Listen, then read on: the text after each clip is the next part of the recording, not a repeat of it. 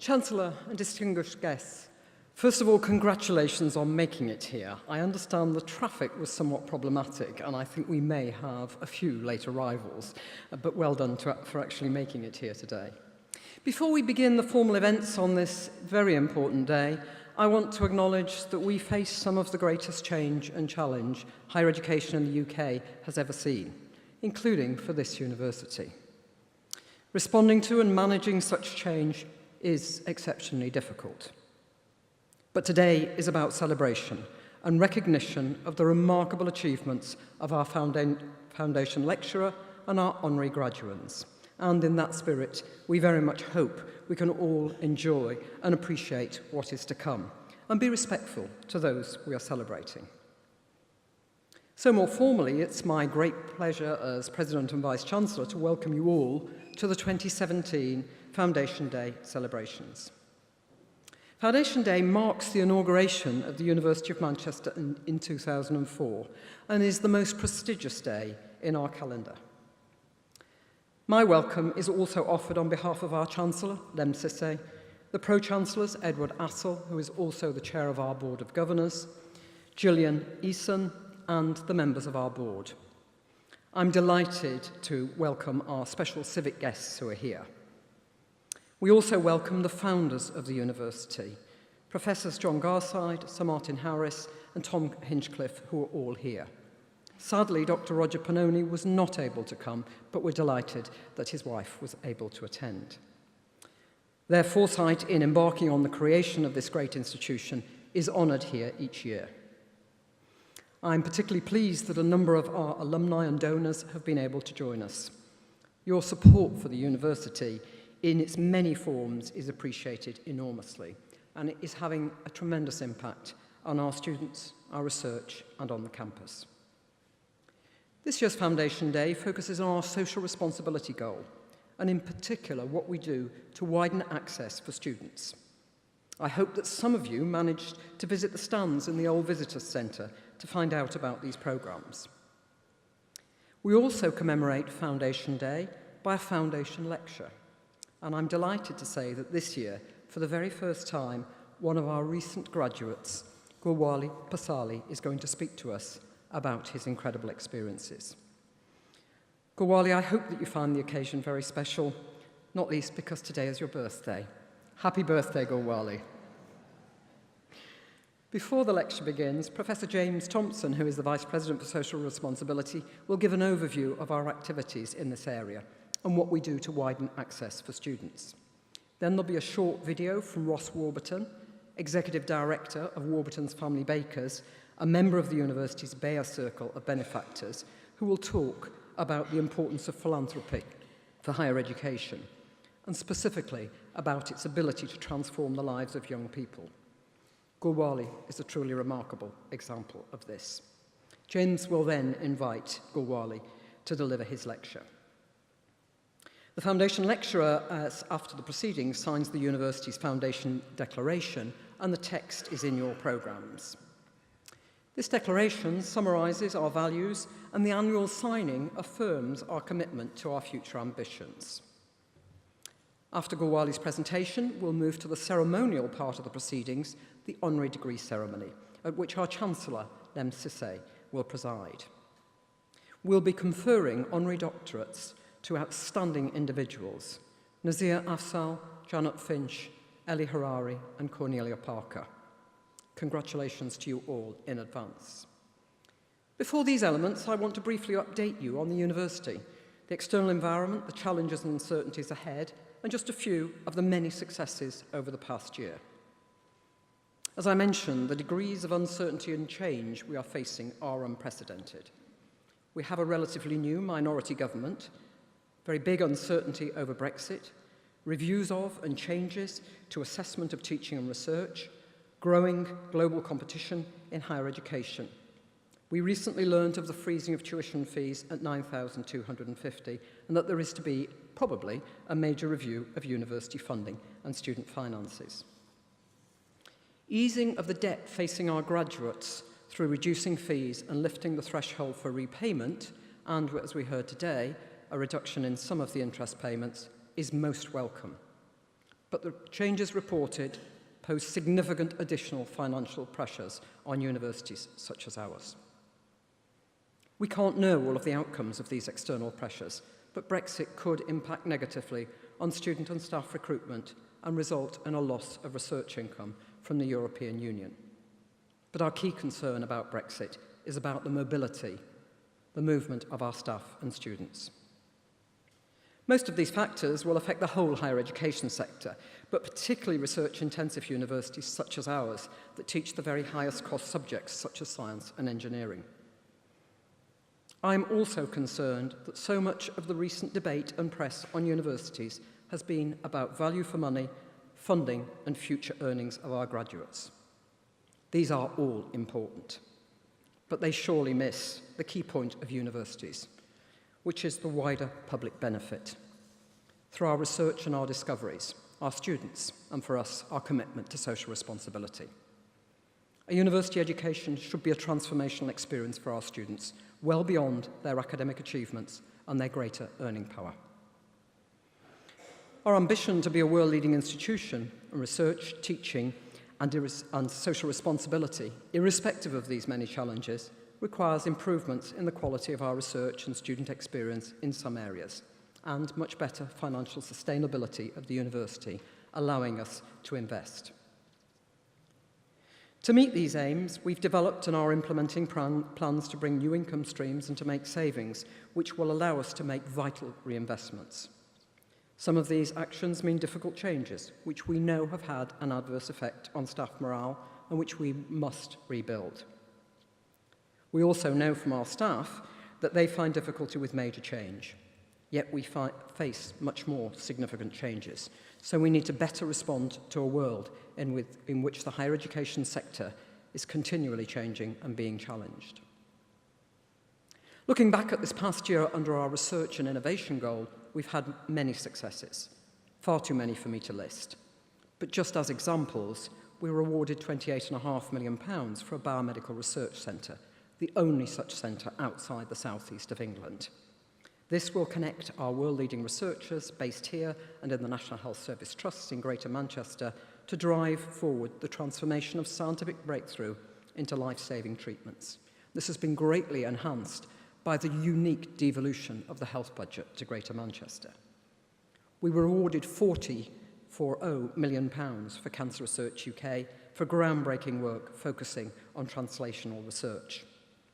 Our Global Development Institute has many successes, including an award of over £3 million for the Department for International Development for research into what makes an effective state in political terms, in order to improve the lives of some of the very poorest people in the world. Our Alliance Manchester Business School received almost £10 million in investment from the Higher Education Funding Council for England, or HEFCE. This adds to £23 million already committed by private investors. HEFCE identified our business school as a real driver for economic and inclusive growth in the region. Success continues in our research and translation in graphene and other two-dimensional materials, and we are investing heavily in the commercialisation of those discoveries.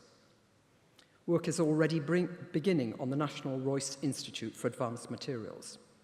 We've also just established a new institute for risk and regulatory research with £10 million of external funding. And we're now developing our capability in many areas across all three faculties in data analytics. In teaching, learning and students, we remain the most popular university for undergraduate applications. We were given a silver award in the National Teaching Excellence Framework, or TEF. Of course, the next step must be a gold. Student retention, degree attainment and employability are critically important to us and, of course, to our students. All have improved significantly this year. We're particularly successful in the proportion of our students who enter professional managerial careers within 6 months of graduation, ranking third in the Russell Group. And we moved up to 33rd in the world in a leading independent league table of graduate employability. I'm particularly pleased to say that now over half of our graduates remain in graduate jobs in the northwest of England, quite a reversal from a few years ago. We didn't achieve the necessary 50% return rate for the National Student Survey to allow reporting of our results on student satisfaction due to a boycott by the Students' Union. But that won't stop us from focusing on measures to enhance the student experience. The success of Stellify to engage all our students in wider activities, with almost 5,000 first-year undergraduates participating in Ethical Grand Challenges Day, is continuing and growing.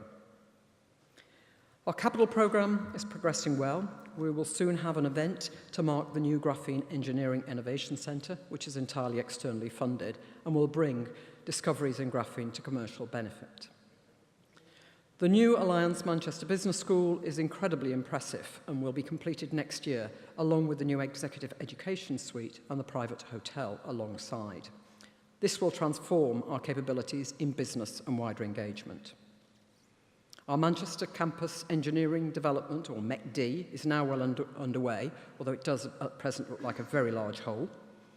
This will allow us to relocate our activities from the North Campus and will bring all of our students onto the same site. We've worked out that the cost, very high indeed, of MECD is less than half that of staying on the North Campus for just 10 years. And that will, of course, release a huge piece of land in the centre of the city, will reduce our running costs and allow us to reduce our carbon footprint. We are, of course, working on plans for our North Campus and working closely with the city to develop something that will be a benefit both to the university and to the city and the region. Indeed, our location is extremely important to us, and we're committed to supporting the City of Manchester and Greater Manchester at the very heart of the Northern Powerhouse, with many opportunities that presents for us. But we're also very much an international university, with over 11,000 students from outside the UK and the EU, indeed nearly 3,000 from the European Union, and many alumni from across the world. In the last few weeks, I've met a number of them in my visits to China, Hong Kong, Singapore, and Australia, where we have strong and growing partnerships with businesses and with universities. So while it has been a difficult year in many ways, we do have many successes to celebrate, and for that, I want to say a huge thank you to all of our staff and students. We also have some amazing opportunities that we must grasp. I'd normally speak about our social responsibility activities. We're still the only university in the UK to place social responsibility as a core goal. But this year, our Vice President for Social Responsibility, a new role to reflect our commitment to this activity, is going to do this before Ross Warburton's film is shown. Thank you very much indeed. And James, please come up.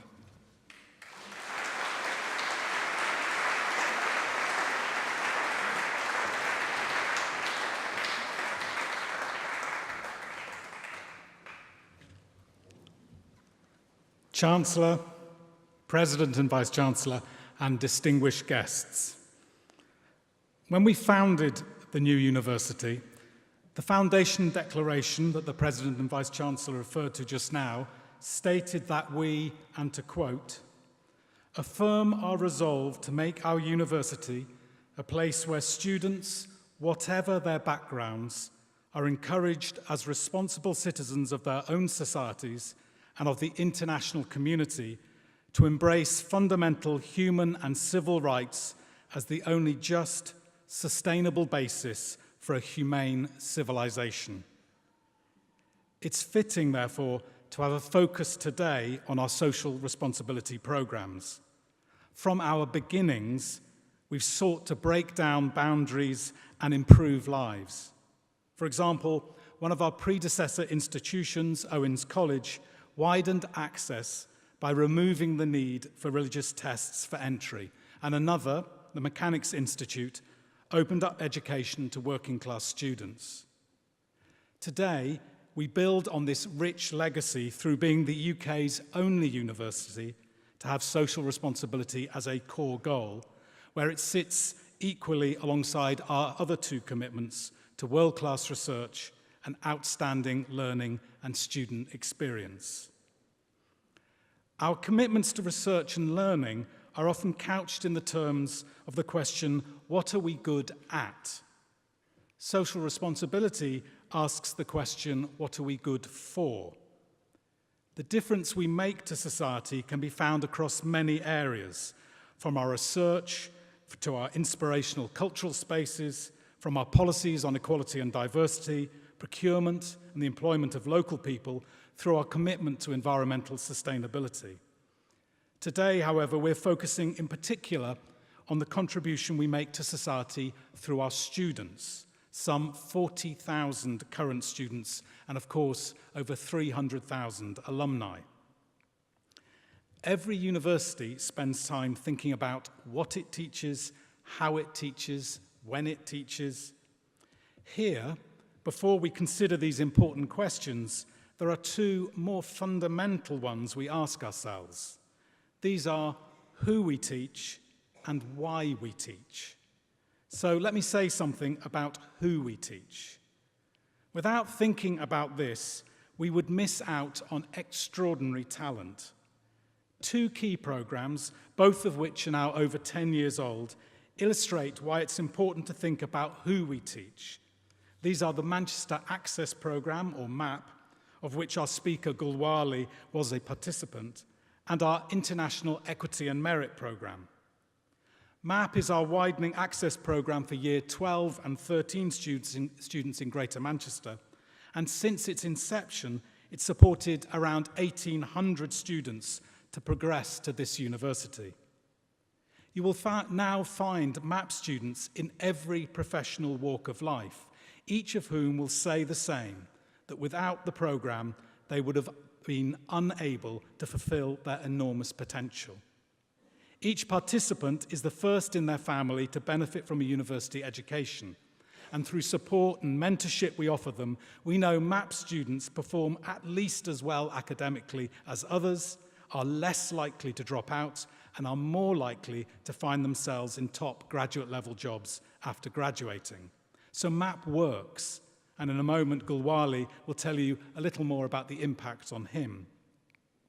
Our Equity and Merit Programme is specifically aimed at academically gifted individuals from some of the world's least developed countries.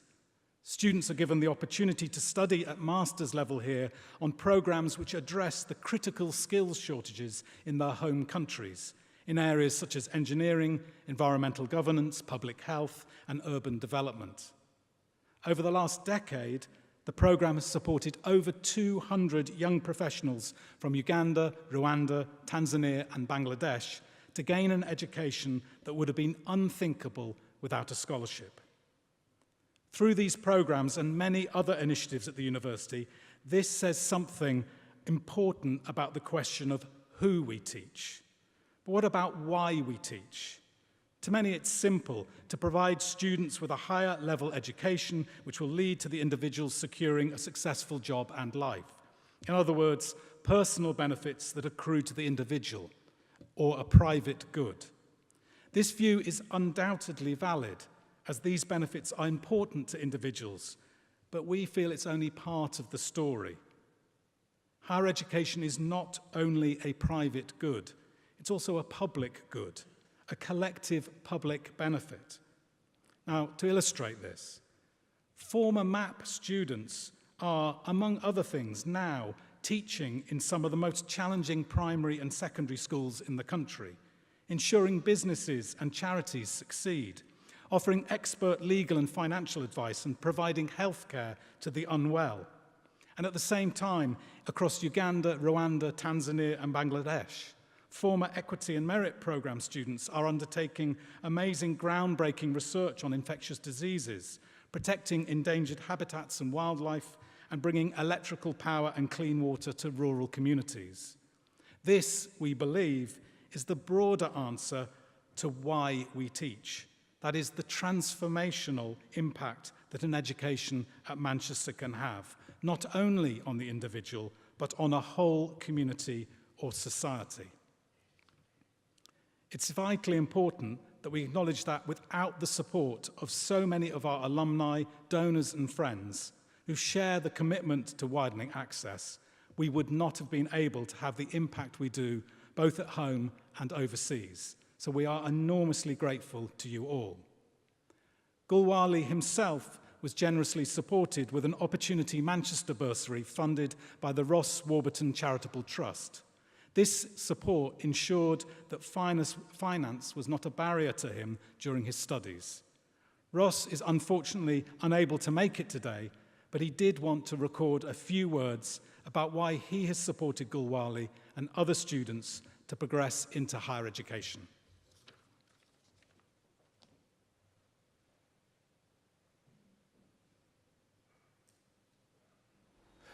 Welcome to the University of Manchester's 2017 Foundation Day. Good afternoon, everybody. I'm sorry I can't be there with you. My name is Ross Warburton, and I'm proud to be a supporter of the University of Manchester, this world-class institution based here in the Northwest. I began supporting the university in 2013 after persuasion from Tom Bloxham, your erstwhile Chancellor, and Brian Cox, who suggested funding scholarships for the Manchester Access Programme students, talented students from the local area who come from less privileged backgrounds. Supporting the Manchester Access Programme was important to me because of my personal belief in the power that education has to improve the lives of young people in the Northwest. The Access Programme has had life-changing impacts on many young people's confidence and aspirations, and your speaker today is living proof of this. I met Gulwali in 2015 and have been kept regularly updated on his progress. He's an inspirational young man with the world at his feet, thanks in the most part to his incredible spirit and determination, but also to the Access Programme which led him to this fantastic university and to be in front of you all today as the first new graduate ever to get asked to give the Foundation Day lecture. I'm sure he's going to leave you amazed with his story, as he did me. And I'd like to take the opportunity today to wish him all the best in the future.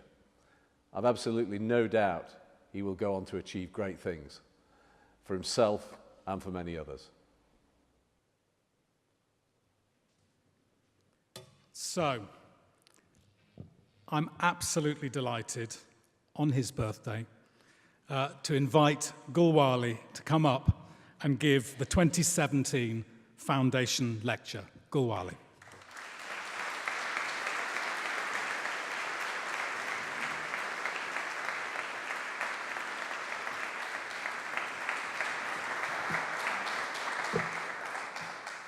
Thank you very much, James. Good evening, ladies and gentlemen, distinguished guests. It's a huge honor and privilege to have this opportunity to stand before you. I never imagined myself one day I will graduate from this great institution, but because of people like Mr. Warburton and because of MAP in the University of Manchester, it enabled me to have the confidence, actually I'm really nervous, but do forgive me, to have the confidence to come and stand in front of you. I will keep it short. I'm going to talk to you about my childhood, my experiences of being a child refugee from Afghanistan, and also what led me to become a MAP student and a proud graduate of the University of Manchester, as well as the proud graduates of MAP, Manchester Access Programme, and the educational journey in the UK. So I was born in Afghanistan during some troubled time, during the Taliban era, into a family where my father was a doctor. Although I don't think he went to university as such, but he was a doctor. I think during when he was a refugee over in Pakistan, in Peshawar, he did study. So he was a doctor in the district and he worked in the clinic. My uncles were businessmen, and my grandmother, who was very beloved to me and very dear to me, she was a midwife, although she was uneducated. All the babies born in our districts were born due to her blessed hands. So I also remember going with her to people's houses when women were giving birth, and to experience it. So I actually came from a school yesterday speaking in Durham to some 600 students, and I said to them, you know, we owe so much to our mothers, of course to our parents, but particularly to our mothers. They carry us 9 months in their stomachs and go through so much pain and sleepless nights, and to give us the upbringing and to give us the life that we have, and we will never be able to repay them back. So the mothers sitting here, you guys, you are a huge blessing, and the reason I realize how well you mothers is that I have not seen my own mother for the last 10 and 11 years. But thankfully, there's a lady in the audience who I call a second mummy, which I will tell you about. And because of people like her and because of people that supported me across my studies, it didn't make me feel that I didn't have family. I felt when I was in Manchester, when I was doing Manchester Access Program, I truly felt this was my family and this was my home. I need to drink some water. Excuse me. So, I grew up spending most of my time in the mountains of eastern Afghanistan as a shepherd with my grandparents from age 3 till age 7. I started school at the age of 7. We had to come back to the village home, to the family home. And it was very difficult. It was a struggle at the beginning to kind of being a wild child in the mountains, although I really enjoyed being with my grandparents, to suddenly start school and to be in the classroom. Whenever I talk to kids in the UK, I say to them, you know, they're very lucky and privileged to have the opportunities and facilities that they have, and especially here in Manchester, the opportunities that we have as students. I used to go to school sitting under trees in summer. In winter, we would build our own roofs over the heads of the destroyed buildings. But we still relished the opportunity to learn, to get education, to gain knowledge, and it was very special to us. So without, to keep it short, I started school when I was 7. For a first year, this was in 2000. When I went to my second year and trying to get used to school and settle in, unfortunately, the war started. So the US-led invasion with Britain, it's not NATO allies. Afghanistan was invaded and occupied. My home, my country became a war zone. I remember going with my mother and the siblings and the women at night to try to hide in bunkers, which was built during the Russian invasion. And we lived in constant fear of being killed. So life was such. And the reason I do what I do today is because, you know, there are 65 million refugees and displaced people in the world. That's the same kind of population of the UK. And they are risking their lives for safety and protection. And it's so important more than ever that we advocate, campaign for them, and also show solidarity and compassion with those people who are fleeing wars, persecutions, and fighting across the world. You know, Afghanistan, Syria, the world is a very a mess place in terms of conflicts and unfortunately, injustice and oppression. So after the war began, we lived for about 5 years trying to have a normalized life. When things became so bad that I wasn't able to attend school and to have a normalized life, and sadly, members of my family were killed, that's when my mother decided and my family decided, particularly my grandmother, to send me and my older brother away. And the journey, I didn't understand at the time, but the journey took me about 12 months, went through about 8-9 countries, over 12,000 miles at the hands of traffickers, smugglers, and agents. The journey started over in Pakistan. And my mother said to me, no matter how bad it gets, don't come back. And hold on to each other's hands. And sadly, just last week, my wife, whom I recently got married in Denmark, and she had the opportunity to visit my mother in Afghanistan for the first time. And she told me the last word my mother told her is to tell me not to come back. And actually, it breaks my heart because things has not got better. Things has got worse in Afghanistan, as well as with the insecurity and instability. And it's really sad. But I was very pleased that my wife was able to visit her and to see her, to spend a few weeks with her. So when we started the journey, me and my brother was together, and my mother said to me, hold on to each other's hands. But as soon as the journey began, I was separated by the smugglers and agents, and I didn't see my brother for the next 14 months. So I went through Iran, traveled to Iran. I had a passport, and then I traveled undocumented, so-called illegally, across border from Iran to Turkey. I was shot at by the border guards. I spent many days in trucks during the day, crossing Turkey. And at nights, we will walk to away checkpoints, military and police checkpoints. And we were kept in the most inhumane places we can imagine by the smugglers. And I just wonder, why were they doing this to us? But I think we were a commodity for them. You know, they made money out of our desperations, and they kept us in places like chicken coops in some very small and inhumane conditions where you wouldn't even keep animals. But I think they were inserting their authority in telling us, you know, they were in charge, and we were basically we were not even, you know, we were not even worth of an animal, sadly. So we made it to Istanbul after a few weeks and months. We were kept in basements. One day I was asked to be fit into the seals of the train to go to Bulgaria, and I went. I mean, I didn't know, so I'd never been on a train before. This was the first time. Most of the thing I was doing for the first time in my life. I was fit into the seals of the train, and after about 10 hours or so, I was asked to jump from a moving train. And I was like, this wasn't in the contract. I'm not going to do that. But I didn't have a choice. I was pushed. And I think the skills of being a shepherd in the mountains helped. It came handy. I managed to balance myself and to jump. Most people broke their hands and arms. And I thought, okay, Bulgaria was an European country. We would be treated with some sort of humanity, and our human rights will be respected. But sadly, there was nothing European about it. And the reason we were jumping from the train was to avoid a checkpoint, and then we got arrested anyway. And then we were in prison for a few days before some people were taken to the hospitals, and I was also injured, but not so much so. And then we were deported back to Turkey in the middle of December of 2006. It was snowing. Literally, we walked back in snow, and the Bulgarian authorities were putting their guns at us. And sadly, 10 years later, the reality on the ground hasn't improved, and Afghans and other refugees who crossed from Turkey to Bulgaria are not only sent back and treated really badly, but actually there are local militias who are supported by the right-wing government there to torture, to beat refugees, and to send them back.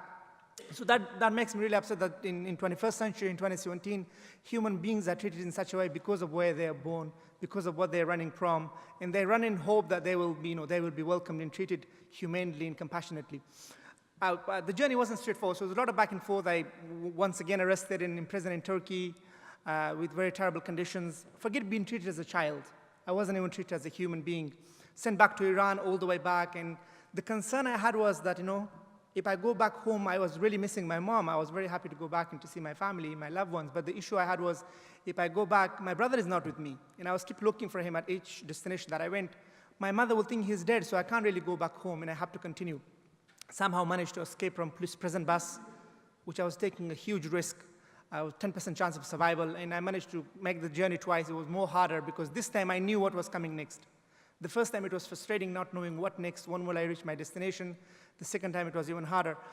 And then the third time, lucky I went through the Mediterranean to Greece.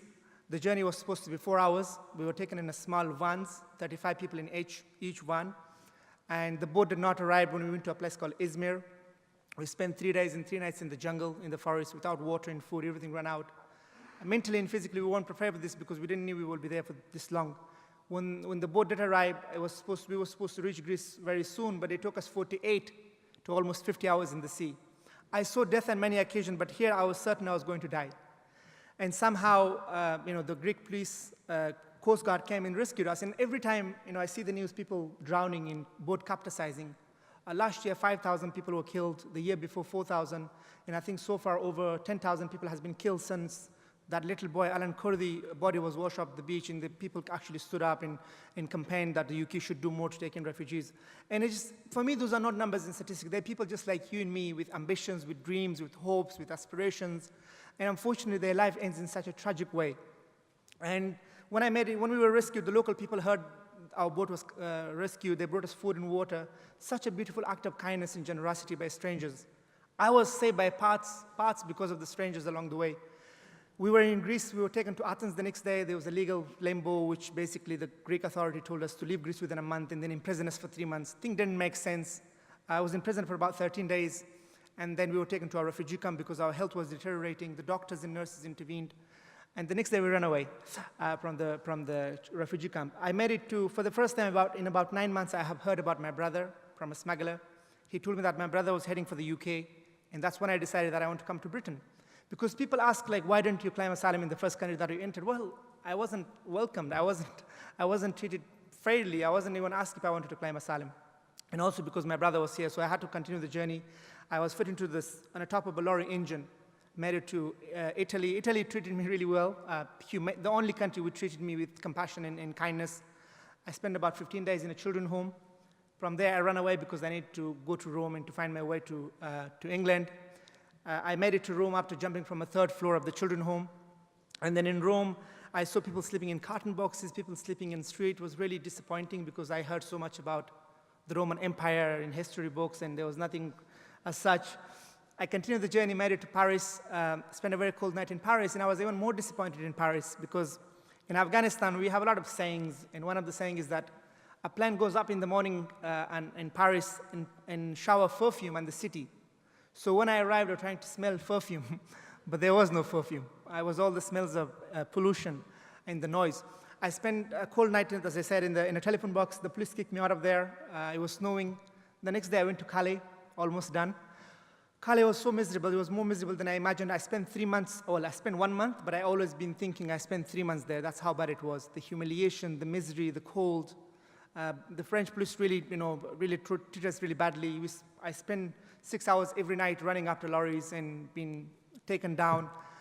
After my 100th attempt, I got lucky and I back up a refrigerated lorry. I made it to Britain. I felt relieved. I felt a sense of freedom. And if the driver had put on the freezer, we would have been killed in the last leg of our journey. So we were very fortunate that we made it safely, and then we were arrested. So it's like, the journey was like snakes and ladders, and getting arrested and going to prison was like, when you play Monopoly, you keep landing, go back to jail, and that was my life. It was not something unique for me, so I got arrested and went to prison, police custody for 24 hours, and the journey began. Little did I understand that the journey that was about to begin was more harder than the journey that I have taken across half of the world.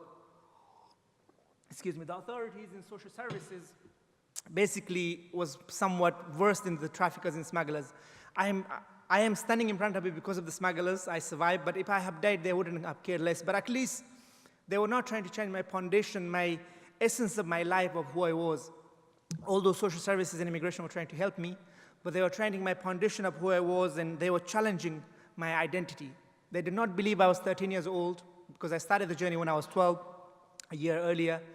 They said, after about 4 hours of discussion, 5 students sitting around the table, assessing my age, told me, Gulwali, you couldn't have traveled half of the world at 13, and you're too smart, you're too intelligent. I was like, well, sorry, I can't help it. But, and I was so devastated. I was really, really upset. I threw the papers at their face, and I didn't really understand the implication of that decision. It impacted my schooling, it impacted whether to be placed with a foster family or children home, or to be given status or not. A few months later, I was given a 1-year status, a thing called discretionary leave to remain, a limited leave to remain. And then, not once, but 3 times, the Home Office wanted to send me to Afghanistan. If I had let them get away with it, I would never had the chance to come to Manchester to do the things that I've done. And I've traveled to 15 countries. I've written a book. It's been published in 7 languages in 8 countries. I've carried the Olympic torch. I went to school here and everything else. Those things would have been possible because those social service officials were basically destroying my future, but I didn't let them get away with it. After 2 years, I challenged them over my age dispute, and I managed to find my brother, which was a good news. I mean, when I told the Home Office officials about my brother, they said, Gulwali, there's about 60 million people in Britain. We can't potentially find your brother.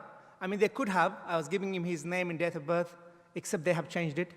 And then it was wonderful. So I moved to Manchester because my brother was living in Manchester. He was attending Manchester College. It was, again, a bureaucratic decision. It would take some time. And 2 years later, I went to a place called Starting Point. That's where I met Mrs. Brody. She's in the audience, to whom I'm very grateful in a sense, debt of gratitude, who has been a teacher. She has been a great mentor. She has been taking me places. And I went into a foster family for 2 years. Sean is also here, who has been a great friend. And it's because of her. So I met her at Starting Point. And Starting Point really helped me to challenge my age, and they believed in me. A lady called Mrs. Khaled, who was the head there. This was a Center for International Arrivals in Bolton. And they said, Gulwali, I believe you. And the next day I started school. I spent a year there before moving to my secondary school, Easter Academy, when the age dispute was over.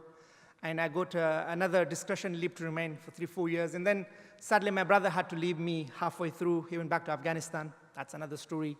And actually, he's back safely after a second journey. And then I start at Easter Academy. 2 years was, I spent 2 years. English is my 5th language. I was speaking very little English because of Starting Point. The school, I did not expect to get 1 GCSE. I ended up getting 10. And every time I do a lot of school talks. I've done over 200 talks across the UK and Europe.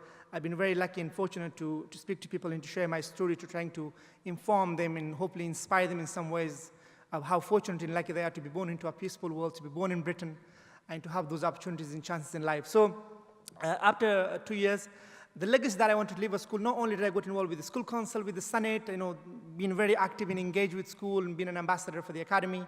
6 years later, the school still invites me to present awards and certificates. And I got like 50 certificates at the end of it when I finished, which I was really pleased with. And then now they have actually named an award after me, which I'm very proud of. It's called Gulwali Passarlay Award for Overcoming Adversity. And so yes, I'm going to end soon because I think my time is off. But the reason I came to Manchester was because I lived with Sean from my last year of school in first year of 6th form college. Sean lives in Lostock in Bolton. Mrs. Brody took me there, and I was like, I like you, thank you very much, but I'm not going to come and live with you. Because the place was in the middle of nowhere, and I thought, I had a lot of misconceptions about fostering and so on. But I had the two most amazing years with Sean and Karan. Not only did they open their house for me, but they opened their heart to me. And I think fostering is such a rewarding thing. It gave me warmth, family, and love, which I needed the most, and helped me to do my GCSEs and my studies. And one day, because he's a big fan of Brian Cox, and he would always tell me about things about science, which was a bit boring. And then one day he took me to Jodel Bank, and I saw this big telescope for the first time in real life. I have seen it on TV, but it was really impressive and magnificent. And then we found a magazine which says something about map. And we're like, amazing. So I was still at school, and I was thinking about going to university and hoping that I could come to Manchester. And this Manchester Access program was literally for people like me from disadvantaged background, care leaver or in care, a refugee, somebody whose family have not been to university. And when I went to college, I went to both sixth form college, I told them about MAP.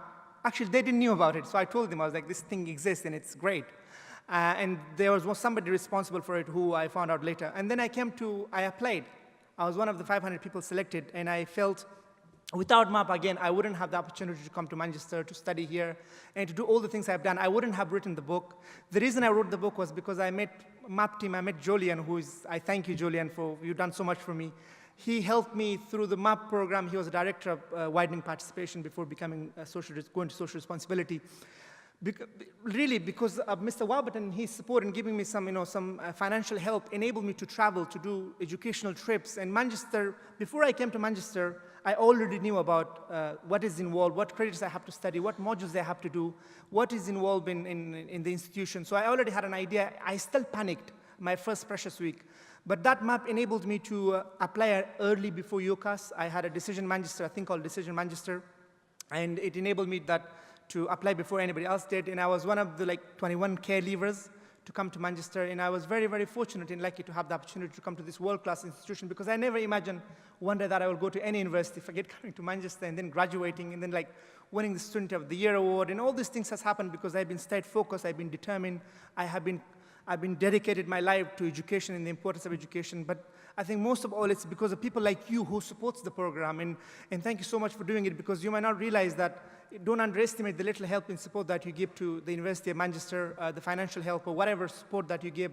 Your generosity is much appreciated by people like me. And again, I wouldn't have had the chance if it wasn't for MAP to come to Manchester. And what I like about MAP is that it doesn't necessarily want you to come to Manchester, it just helps you on the pathway to university. And I think with education, we can solve so many problems. And I think I'm going to end, but I'm going to read you a small quote from my book, The Lightless Sky, and I hope you get a chance to read it. But thank you for supporting MAP, and I think this is one of the best programs the Manchester University has. And it maps, because of MAP, I have traveled the world, I have written the book, and hopefully, I will go on to do more things. And Manchester University has been a key part in my life, and MAP will always be something that I will be very proud of and something that I will contribute to and be part of. So I'm going to read this to you small, and then I'm going to end because I have spoken for more than 20 minutes.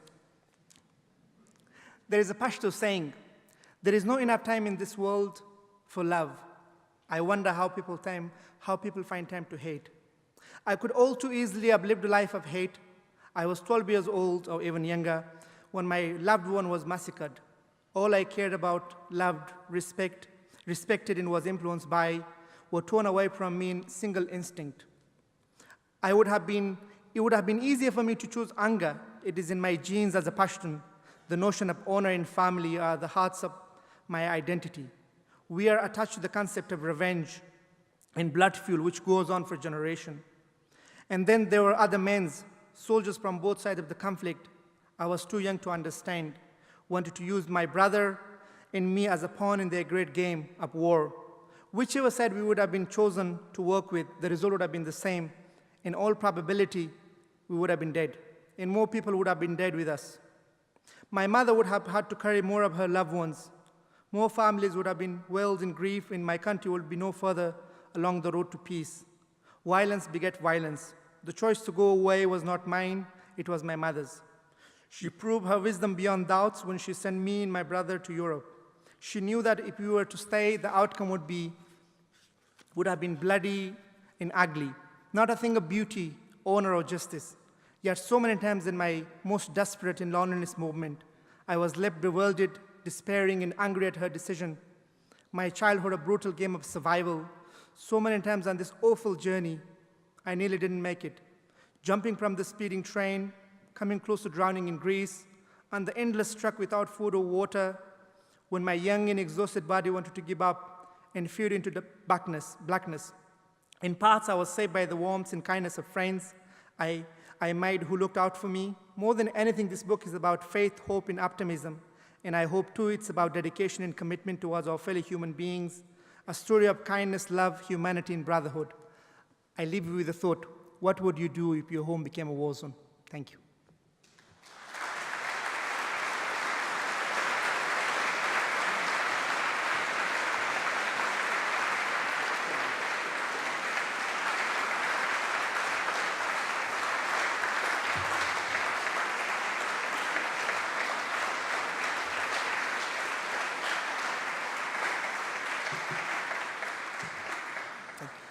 Thank you, Gulwali. That was amazing and inspirational, and I can highly recommend his book, which I have read. So do go and get a copy. We have time, I think, for just a couple of quick questions if somebody wants to ask him something, although he will be staying around for dinner. Anybody? Everyone is shy. That's too, how could they follow that? There's one there. As a fellow Pashtun who also graduated from University of Manchester, but I had a much easier journey. Congratulations. Good to see you here. Thank you. Thank you. You're too kind. Thank you. Anyone else want to? Michael. And then one more, and then we'll take one more, and then we should probably move on. Michael, can you push the microphone up? Sorry. Will you ultimately go back? Is that Mike from Channel 4 News? He's that man from Channel 4 News, you're right. He's also, you're absolutely right, well spotted. Michael Craik. Me and Sean used to watch Channel 4 News. So go on, tell Michael your ambition. Sure, so my hope is to go back to Afghanistan one day, to use my experiences and expertise in education, which Manchester has given to me, and to hopefully make Manchester proud, and to use it in Afghanistan to rebuild Afghanistan, and to play a part in the governance, and hopefully ensuring that refugees, Afghans shouldn't be the second or any kind of second largest refugees in the world to flee. So I hope to be a leader, to be involved in the government, and maybe one day even run for office as a president, hopefully, in the next 15, 20 years' time. That's the aim. Manchester have many leaders, and I hope to add my name to that list. I say this with humbleness. Thank you. Just one more, lady, and just a bit further forward. And then we'll probably... Oh, and okay, one here. Just the lady first, and then we'll bring you a microphone. Hello, Yeah. Gulwali. I knew Gulwali when he was at Isa Academy, could hardly speak English. And he said to me, Miss, I'm going to be Prime Minister one day. And I said, yes, Gulwali, of course you are. And I'm so proud to see him speak perfect English now and standing up there. Thank you. Thank you. We'll take one last one.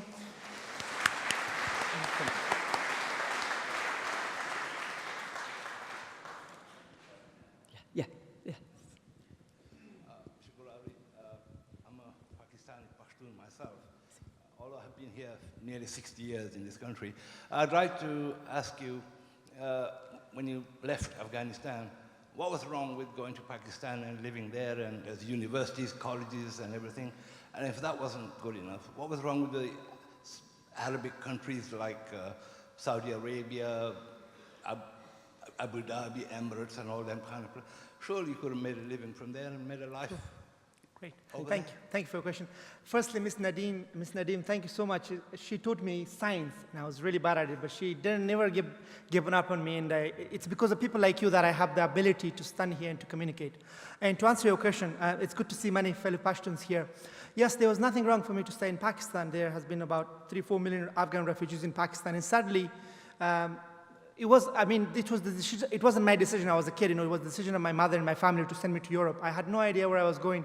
I would have stayed anywhere where I was welcomed, but you know well that Afghans are almost unwelcome. All refugees are unwelcomed in Arabian countries, and it's very difficult to go there without documentations and as a child. So I was meant to come here. I was supposed to be here. That's kind of a religious answer, but I didn't have a choice. The decision was my mother, and I think she's the one who sacrifices the most out of this. And I mean, any mother sending her children away to safety, to the unknown place, has to be faced with extraordinary circumstances. And I think I would have loved to stay in Peshawar in Pakistan, but Afghans have it very tough there, and the Pakistani government has been trying to deport them, who doesn't want to give them status, doesn't want to recognize them and use them as a political chip. I would have certainly stayed there. I have relatives there and I have families over in Pakistan. And if I had the chance to go somewhere else, I would have certainly gone. But I was distant for Britain. I was distant for Manchester, and that's where I ended up. And I'm very pleased I did. And we are very pleased also. Thank you so much.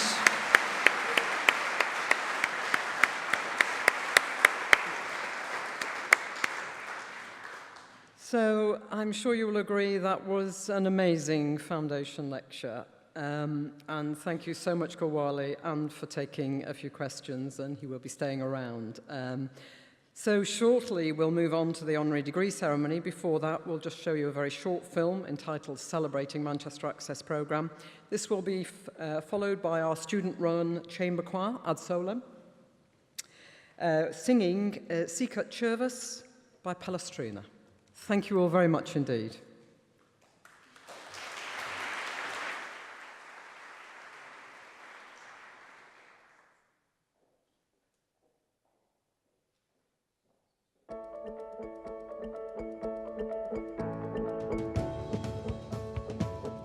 I come from a background where nobody in my family has been to university, so basically I thought the doors weren't open for me, but Manchester Access Programme had so much to offer that I thought it would be silly not to apply.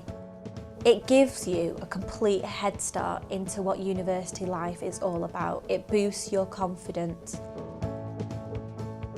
MAP helped me settle into university life massively because it allowed me to meet friends that completed the course with me that went on to study at the university, and I could bump into them on campus and we could speak and talk about our own experiences, and it allowed me to come out of my shell as a person. You learn how to write academic essays that are different to college level.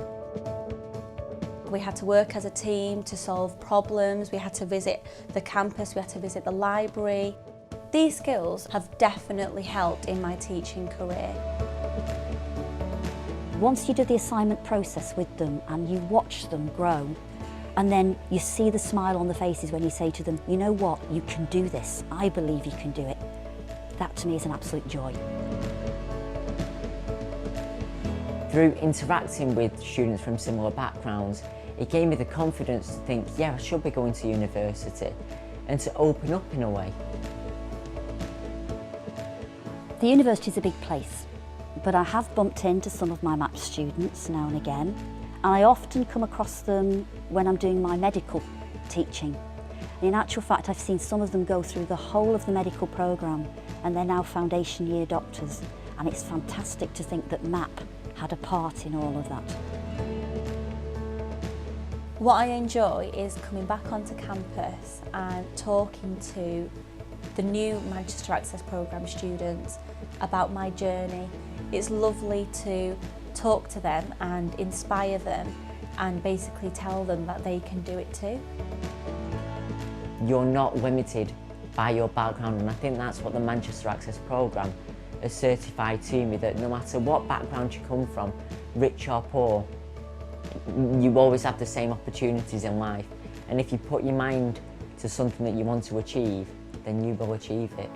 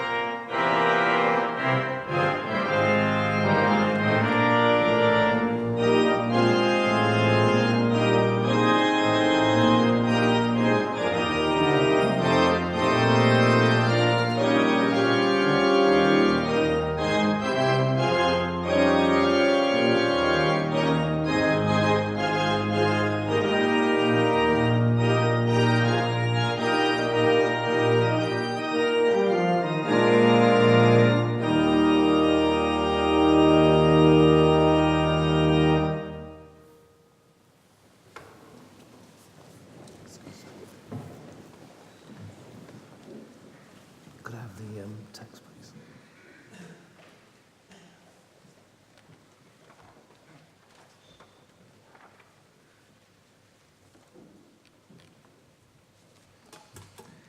Distinguished guests, I'd like to begin by echoing the President and Vice-Chancellor's welcome to you all to this most prestigious of occasions, our Foundation Day celebrations, an integral part of which is, of course, this honorary degree ceremony. I would also like to say how proud I am of this university's commitment to social responsibility, and I am delighted that we've been able to showcase our access programs today, and of course to hear about Gulwali's amazing life and the part the university has played within it. So it's with great pleasure that I now perform one of my official duties as Chancellor, which is to honour 4 distinguished individuals with the conferment of honorary doctorates. Each of the 4 has, in their diverse fields, contributed hugely to the good of society, and their achievements have had a positive impact way beyond their most immediate spheres of influence. As a recent recipient myself, I can appreciate their significance, being the highest honour that the university can confer. And in conferring the honour, the university is not just recognising these distinguished individuals, it is also making a statement about itself. A university is shaped and defined by the calibre, qualities and personal and professional values and achievements of those who choose and whom it allows to join its community, whether as honorary graduates, alumni, students, researchers, teachers, or the many support staff who help to facilitate academic excellence in many ways. The university is therefore being enhanced by the honour that Nazir, Afzal, Janet Finch, Ellie, Harari, and Cornelia Parker are conferring on us. By honouring them, we are also honoured. In just a moment, the Registrar and Secretary will escort the first of our honorary graduands, Nazir Afzal, onto the platform where Professor Toby Seddon will present him. Professor Dame Janet Finch will then be escorted onto the platform and Professor Colette Fagan will present her. Professor Chris Orme was going to present Professor Finch, but regrettably he cannot be here because of unforeseen circumstances. Next, the Registrar and Secretary will escort Dr. Ellie Harari and Professor Luke Giorgio will present him. Finally, Cornelia Parker will be presented by Dr. Maria Balshaw. Before the ceremony ends, Nazir Afzal will address the congregation on behalf of all 4 graduates.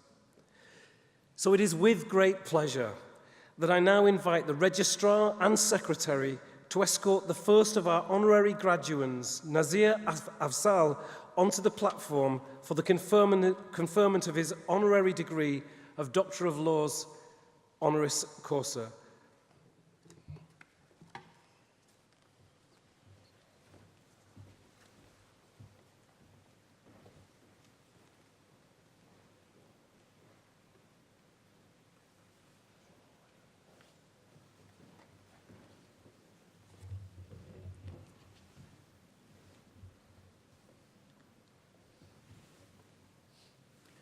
Chancellor, distinguished guests, it is my great pleasure and privilege as head of the School of Law to deliver a citation today for Nazir Afzal. Nazir has made an outstanding contribution to public service over many decades. He was born in Birmingham in 1962, educated there, studied law at the University of Birmingham, and then trained as a lawyer. He worked as a solicitor for a number of years and then joined the Crown Prosecution Service in 1991. After 2 decades of service there, he rose through the ranks to become eventually Chief Crown Prosecutor for the North West in 2011. As a prosecutor, he worked tirelessly to ensure the full and proper administration of justice, including in many controversial and difficult cases, notably in prosecuting the Rochdale grooming gang and many other cases. It is undoubtedly true to say that his fearless prosecution work helped to change the landscape of child protection in this country. He later took on a national role as Chief Executive of the Police and Crime Commissioners in England and Wales, and now acts as an advisor to governments and consultant to organisations too many to list, not only in the UK, but also in many developing countries.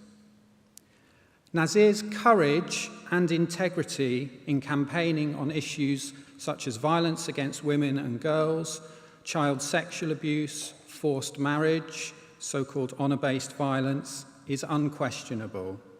He has also become a key voice in national debates about how we should tackle extremism and radicalisation. And of course, these are not easy issues on which to be a public voice. And Nazir's personal courage and determination in not ducking the hard questions are truly admirable. He was awarded an OBE in 2005, is a trustee and patron of several NGOs, and was formerly chair of the Prince of Wales Mosaic Trust. Most recently, he has been appointed as a lay member of IPSO, the Independent Press Standards Organisation. Nazir's contribution over several decades to the advancement of justice, equality, and human rights is exceptional. In 2015, we were honoured when he became an honorary lecturer in the School of Law here at the university, where he is now an inspirational figure for our students.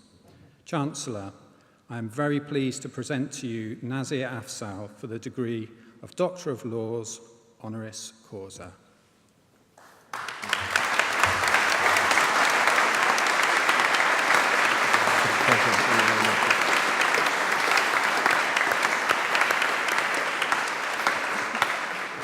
By virtue of the authority vested in me by the university and with great personal pleasure, I confer upon you the degree of Doctor of Laws, Honoris Causa. Thank you very much.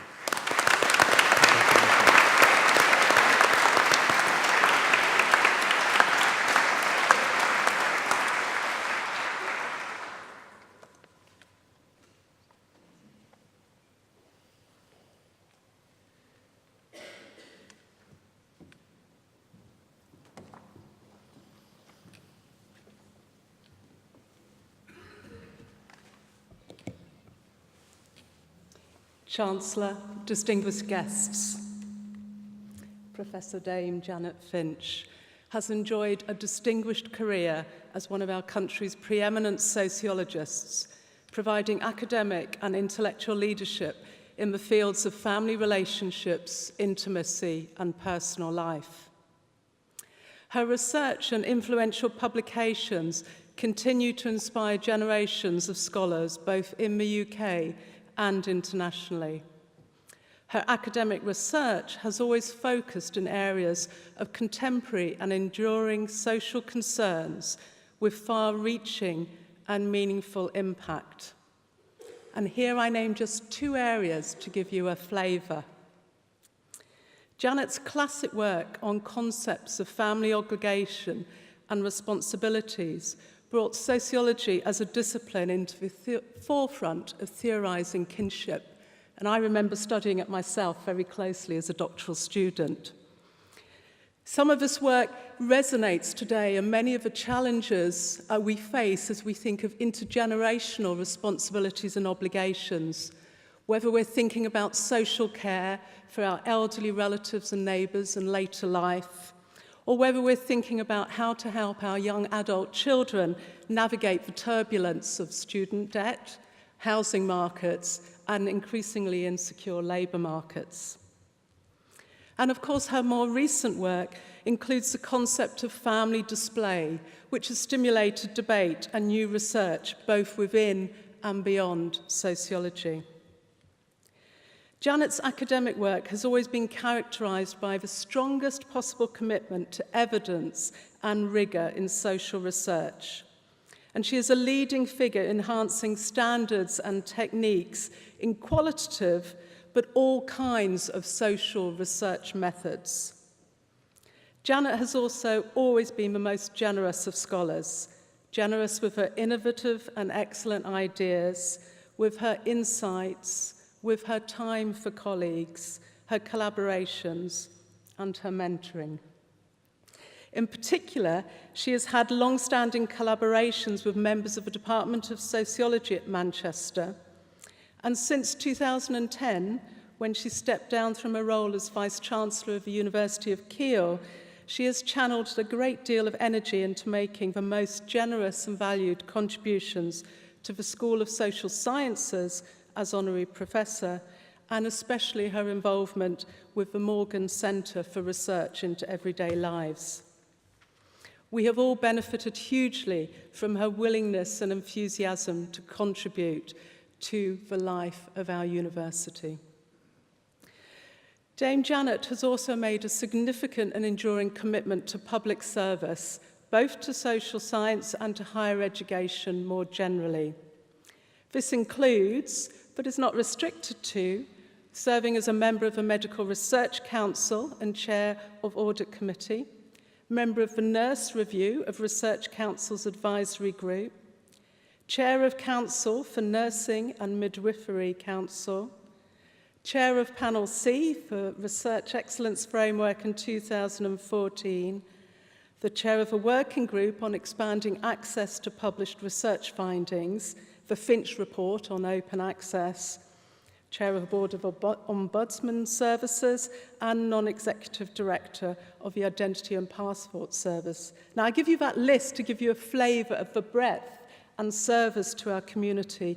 They exemplify Janet's drive and commitment to raising the profile of social science contribution to public life. And this really is at the core of Janet's existence, her ethos, and her professional orientation.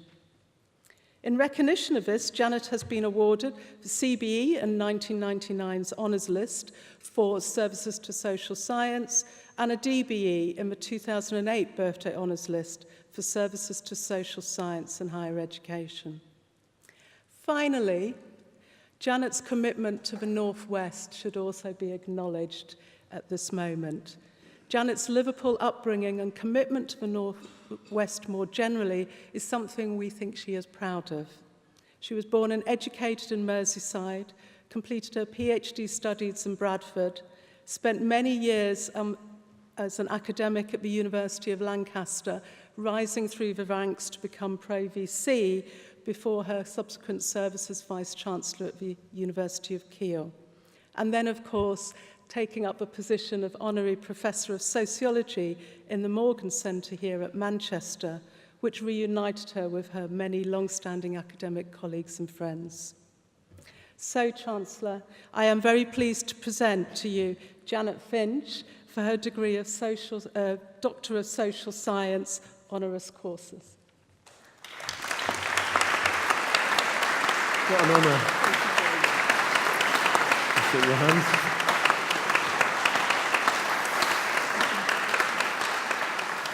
By the virtue of the authority vested in me by the university and with great personal pleasure, I confer upon you the degree of Doctor of Social Science, Honoris Causa.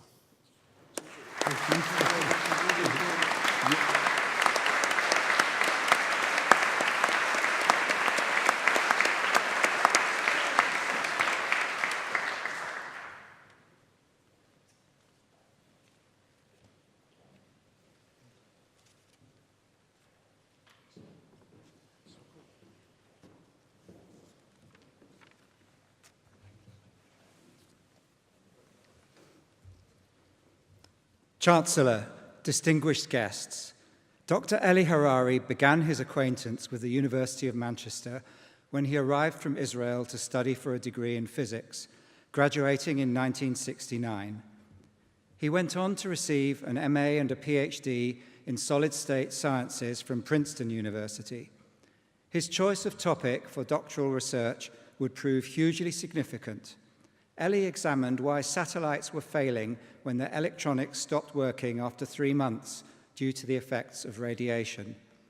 This led him to study thin films of silicon dioxide and aluminium oxide, materials that would turn out to be the basis of his later inventions. Ellie's first employment was with Hughes Aircraft, in an era where corporate labs provided great freedom for their researchers. He set himself the task of developing an electronically erasable, programmable, read-only memory known as EEPROM. This must have required enormous patience and tenacity. Ellie is quoted as saying, "We did tens of thousands of samples over a 2-year period." He gained a deep understanding of the properties of those thin films and developed a device that could write arrays over 1 million times. One of his scientific publications caught the attention of Intel, and they attracted Ellie to Silicon Valley in 1979. Ellie's entrepreneurial ambitions were given full scope when in 1983 he founded a company called Wafer Scale Integration. Not everything went to plan, and Ellie subsequently talked about the painful lessons and scars he took away. And in a remark that captures his spirit, he said, "Every one of those mistakes turned out to be very valuable later on because I usually don't repeat the same mistake." After 4 years, Ellie, at the age of 43, co-founded a company, SunDisk, named by his daughter because it was a sunny, uppity name. Naming issues later led this to be changed to SanDisk, the global corporation for which Ellie is justly fated, and which pioneered flash memory and continues to expand the possibilities for data storage. The insight that digital cameras would need digital storage and computers would become ever more mobile and light, combined with the powerful scientific and technological background, helped to propel the company to a position where it employs more than 8,000 people worldwide, has over 5,000 patents, and well over $6 billion in sales. In 2016, the company was acquired by Western Digital for $19 billion, a testament to the value created. This success epitomizes the Silicon Valley startup dream, and it owes an incalculable debt to the multifaceted roles Eli Harari played over a quarter of a century as inventor, entrepreneur, public company CEO, and industry visionary. Happily for us, Eli renewed his contact with the University of Manchester 5 years ago, and since that time has benefited us with his wise counsel on taking forward several of our key areas of science and engineering, notably graphene. With his wife Britt, he's generously supported the Graphene Enterprise Award, which each year gives a substantial prize to the best idea from a student entrepreneur to commercialize graphene. We have winners in the audience today, and many others who I'm sure are inspired to follow in his footsteps. In 2014, to add to his many industry and scientific honors, President Obama presented Eli with the National Medal of Technology and Innovation, the United States' highest honor, recognizing achievement and leadership in advancing the fields of science and technology. Chancellor, I am very pleased to present to you Eli Harari for the degree of Doctor of Enterprise, Honoris Causa.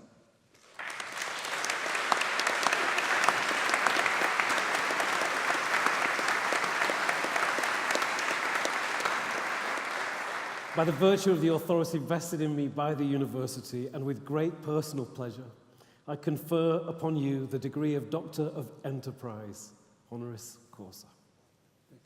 Thank you. Thank you.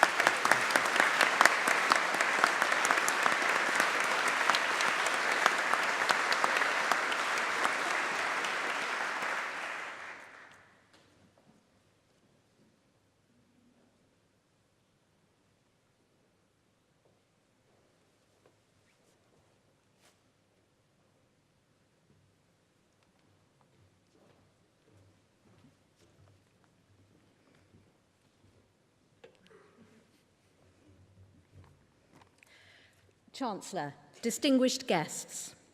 Cornelia Parker was born in 1956 in Cheshire. She studied at Gloucester College of Art and Design, Wolverhampton Polytechnic, and Reading University. Cornelia has an OBE and is a Royal Academician. She is a local hero. She grew up on a farm not far from the University of Manchester's Jodrell Bank telescope. She has, incidentally, an unrealised wish to send an artwork into space. Cornelia is an amazing and a dangerous artist to know. She crushes things with steamrollers, blows things up, magnifies, stretches, compresses and illuminates.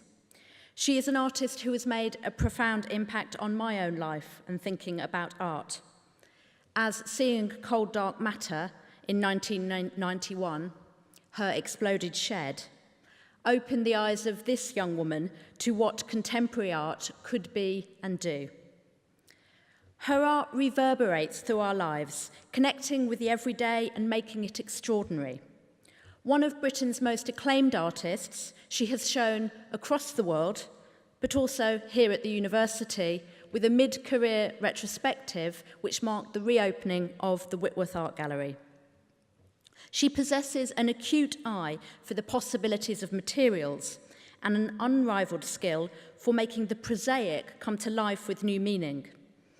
For some years, her work has been concerned with containing the volatile and making it into something quiet and contemplative, like the eye of a storm. She's fascinated with processes that mimic cartoon deaths. So things are crushed or shot full of holes. They fall from cliffs or they explode in front of us.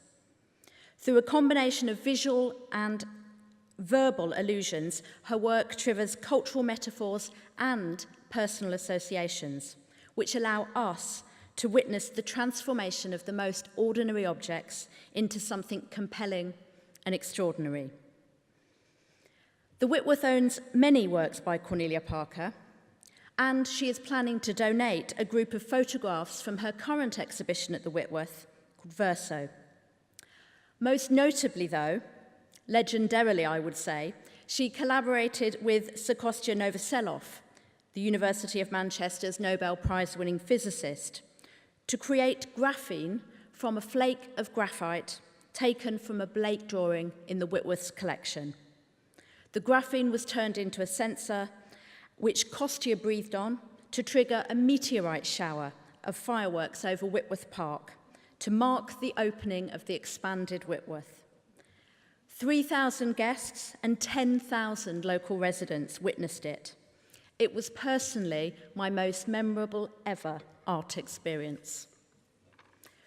Cornelia also has a long relationship with Tate, my new home.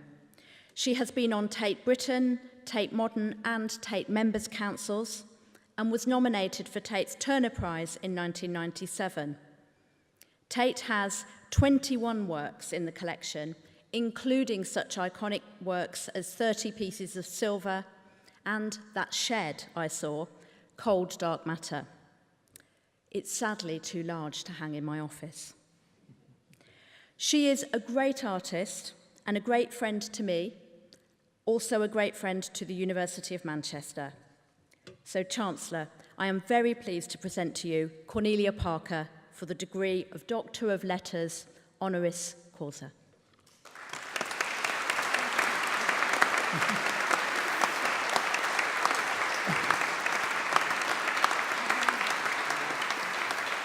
By the virtue of the authority vested in me by the university and with great personal pleasure, I confer upon you the degree of Doctor of Letters, Honoris Causa. Thank you.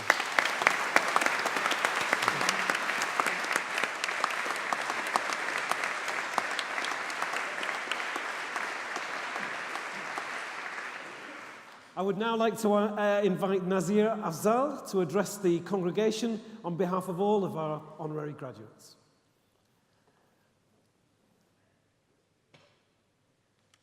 Chancellor, distinguished guests, Mum, it is my privilege to say a few words on behalf of those of us that you have honoured today. My mum was there first day of my school. She was there when I went to university for the first day. She was there when I graduated. She was there when I got my honour from the Queen, and she's here today touching 90. And whenever I get something wrong,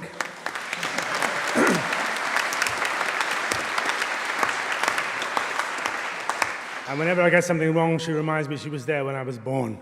Ladies and gentlemen, this great city is my hometown. This university, with its 25 Nobel Prize winners, now has 4 more doctorates.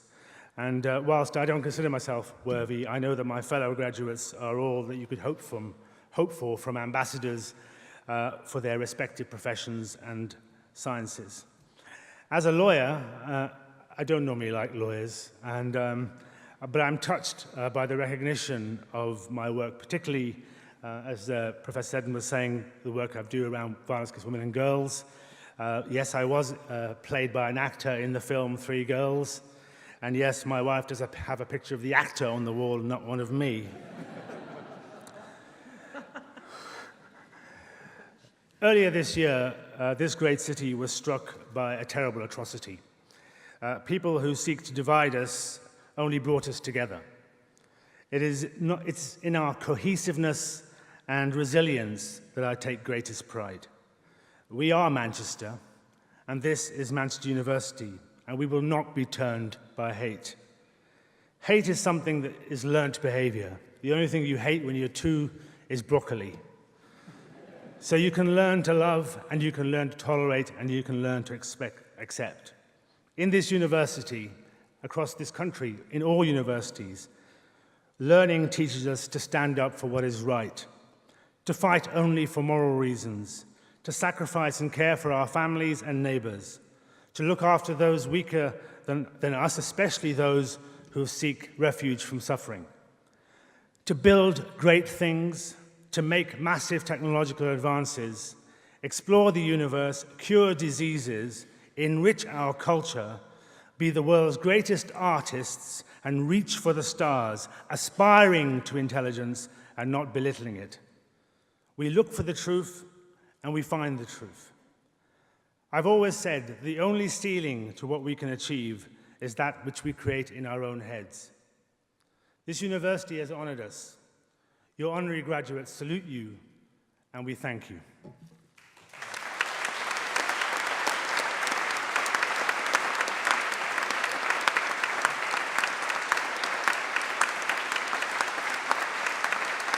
Thank you.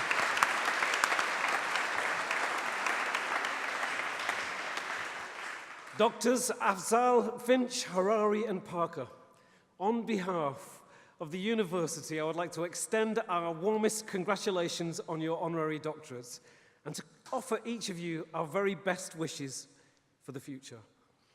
I now declare this ceremony closed.